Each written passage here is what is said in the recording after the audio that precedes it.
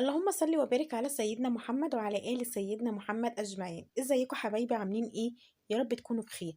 حلقة النهاردة للعلاج الجيوب الأنفية والشخير أثناء النوم. في ناس كتير بتعاني من الجيوب الأنفية وعندها انسداد فيها وعندها التهابات. النهاردة هنعمل مع بعض كده علاج وصفة جميلة جدا وقوية وفعالة، بس في 5 دقايق هيبقى كل حاجة عندك متاحة، ومش هيبقى في عندك التهاب ولا هتبقي حاسة بالأعراض اللي في الجيوب الأنفية، ولا التعب ولا الصداع ولا الأعراض اللي بتيجي في الجيوب الأنفية وتبقى عاملة مشكلة كتير جدا.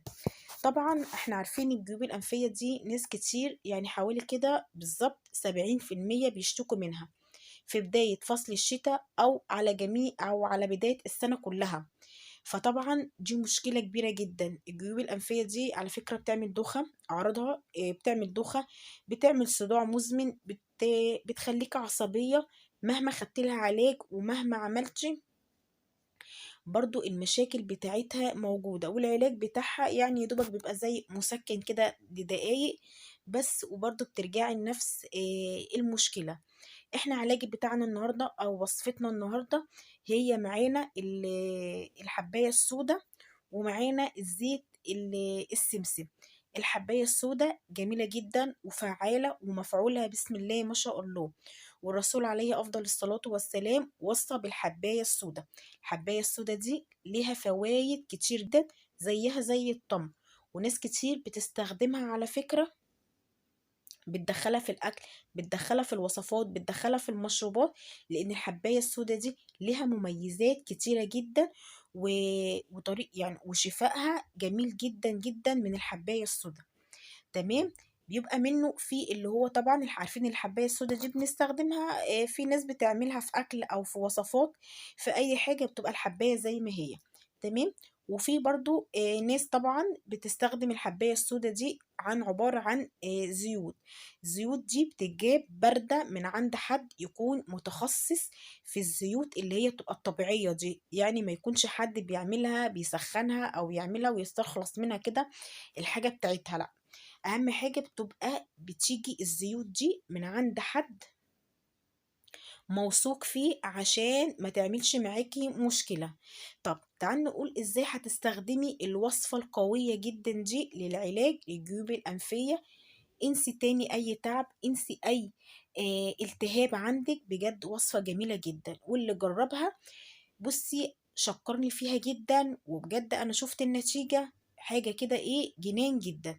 غير بقى العلاج اللي انت بتاخديه ويسبب لك التهاب عصبي او التهاب قصدي بيعمل لك التهاب اكتر في الجيوب الانفيه، مهما تاخديه برضو ما بيبقاش فيه ما بتحسيش يعني ايه براحه. تعالي معايا بقى النهارده اقول لك على الوصفه اللي متجربه بجد ومفعولها جميل جدا، وناس كتير ماشيه عليها. وسالت كمان عطار بيعمل الحاجات الزيوت الطبيعية دي، وأكد لي النتيجة بتاعتها 100%. هو أساسا متخصص في الزيوت اللي هي بتبقى الطبية دي. تمام. هو بيعملها بيبقى عامل زي شوفي لما بتروحي للعطار كده وبتقولي ده هو متخصص في الجزء مثلا اللي هو بتاع العلاج اللي هو الطبي ده، أو هو زي ده كده بالظبط. ناس كتير جابت منه من عنده وبجد وشكروا لي جدا جدا في الحبايه السوداء دي. تعالى اقول لك هتستخدمي ازاي الوصفه. اهم حاجه النوع زي ما قلت لك يكون كويس جدا. تمام. هتجيبي زيت الحبايه اللي هي السوداء، وزيت هتجيبي نوعين، الحبايه السوداء وزيت اسمه زيت السمسم. والنوعين حبايبي هيكونوا زي بعض، يعني لو هتجيبي هتخلطيهم على بعض. لو خدتي 20 جرام من الحباية السوداء هتاخدي برضو 20 جرام من زيت السمسم. اهم حاجة يبقوا متساويين، ويبقوا حبايبي سواء الزيت افضل حاجة فيه يتحط فيه ازايز زجاج. تمام، ما بيتحطش في حاجات بلاستيك. افضل حاجة زي ما قال لي كده الزيوت دي بتتحط في ازايز زيت، الافضل في استخدامها ليها ازايز زيت. طب تعالى اقول لك بقى ازاي تستخدمي الوصفه بتاعت النهارده. زي ما قلت لك كده، لو انت حابه تزودي الكميه خمسة مثلا 50 جرام، هتحطي 50 جرام. 50 جرام من الحبايه السوداء، هتحطي برضو 50 جرام من الزيت السمسم. تمام. ويكون زي ما قلت لك من عند حد موثوق فيه، يعني انت بتجيبي من عنده وانت مضمونه، ما بيكونش بيختلط عليها حاجات تانية عشان ما تسببلكيش الجيوب الانفيه التهاب زياده. تمام. لكن الحاجات الطبيه دي مفعولها اكيد 100%. تمام. بعد ما تمام. هتعبيهم بقى معاكي كده حبايبي، تخلطيهم مع بعض وتحطيهم في قطاره اللي هي بتاعت القطره دي، وتحطيهم مع بعض. تمام. وهتستخدمي العلاج ده معاكي لمدة أسبوع. لمدة أسبوع هتشتغلي إيه على النقط دي كده اللي هي بتاعت الزيت. تمام. طب هنستخدمها إزاي؟ حبيتي تستخدميها 3 مرات ماشي، حبيتي تعمليها 5 مرات ماشي. تمام. طب هتعمليهم بقى إزاي؟ طبعا بعد ما حطيتهم كده في قطارة عشان يبقى سهل ان انا اعرف اشتغل بيها. طبعا هترفعي راسك عادي خالص زي ما بتقطري كده عادي بالقطرة في الأنف عندك. تمام. وانتي بقى كده بتقطري هتحطي 3 نقط، 1 2 3 لو هتحطي 3 مرات.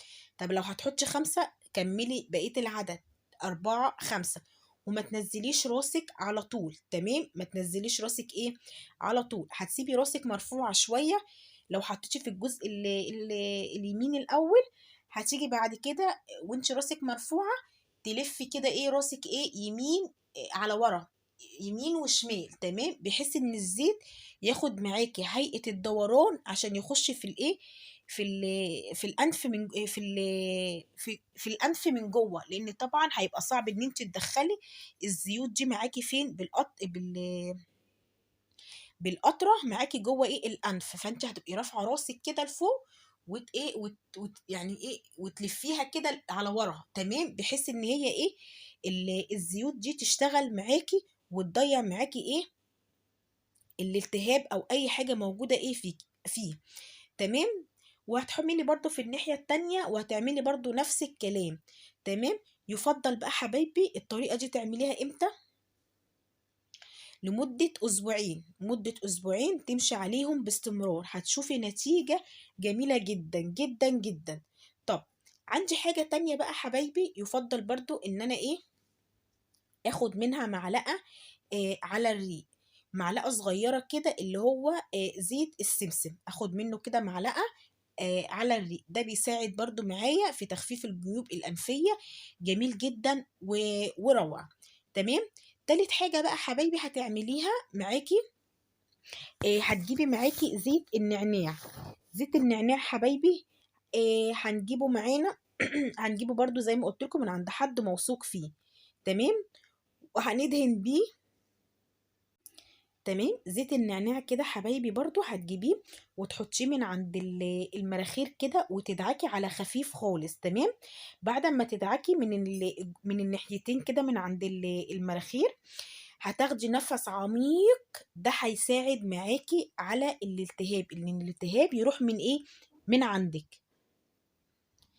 زيت النعناع ده حبايبي هيساعد ان الالتهاب يروح ايه من عندك، وكمان لو عندك انسداد برضو هيروح. هتعملي الموضوع ده 3 أو 4 لمدة 3 أو 4 دقايق، هتلاقي الدنيا عندك كلها بقت زي الفل. جميلة جدا. الوصفة سهلة ما فيهاش أي حاجة، وبسيطة خالص، ومش مكلفة، وكلها حاجات بسيطة خالص، والعلاج بتاعها بسيط. يا رب تكون الوصفة النهاردة تعجبكم وجربوها بجد، جميلة جدا. وزي ما قلت لكم أهم حاجة الزيوت من عند حد مضمون. أشوفكم على خير وفي فيديو جديد، والسلام عليكم ورحمة الله وبركاته.